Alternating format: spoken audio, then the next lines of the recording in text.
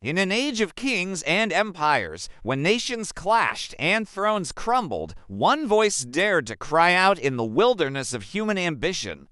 This is the story of Jeremiah, the weeping prophet, a man chosen by God for a task that would break his heart but seal his legacy for eternity.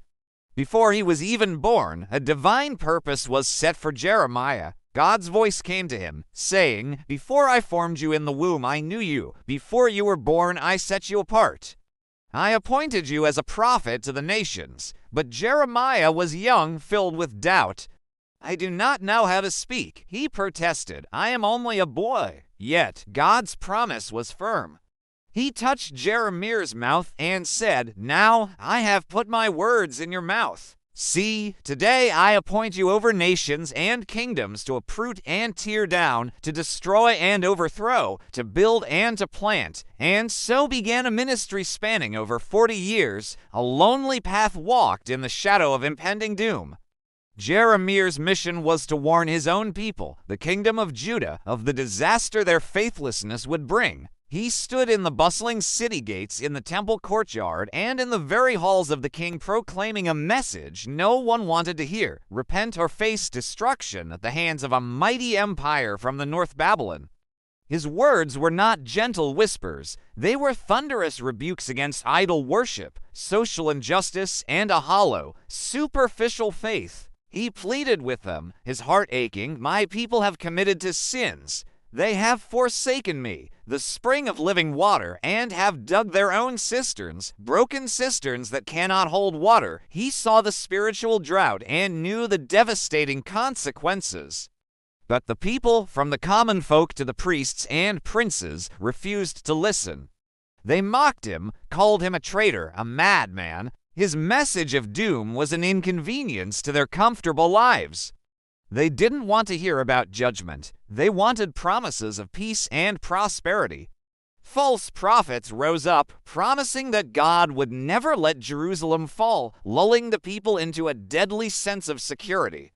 Jeremiah's life became a testament to his painful message. He was arrested, thrown into a public stockade, and ridiculed by his neighbors. His own family turned against him. He was even cast into a muddy cistern, left to starve in the suffocating darkness, saved only by the intervention of a kind court official. The emotional toll was immense. He cried out to God in his anguish, cursing the day he was born. "Why did I ever come out of the womb to see trouble and sorrow and to end my days in shame?" This wasn't a prophet of stone. He was a man of flesh and blood who felt the sting of rejection and the weight of his calling so deeply that he became known as the weeping prophet. His tears were not for himself, but for the people he loved, a people racing toward a cliff's edge. Everything Jeremiah foretold came to pass. In 586 BC, the mighty Babylonian army, led by King Nebuchadnezzar, breached the walls of Jerusalem. The holy city was razed, the magnificent temple of Solomon was burned to the ground, and the people were carried off into exile, just as Jeremiah had warned. His prophecies, once scorned, were now a tragic reality etched in fire and smoke. Yet, even in the ashes of desolation, Jeremiah's message was not without hope. Amidst the pronouncements of judgment, he spoke of a future restoration, a new covenant. He prophesied that God would not forget his people. "The days are coming, declares the Lord, when I will make a new covenant.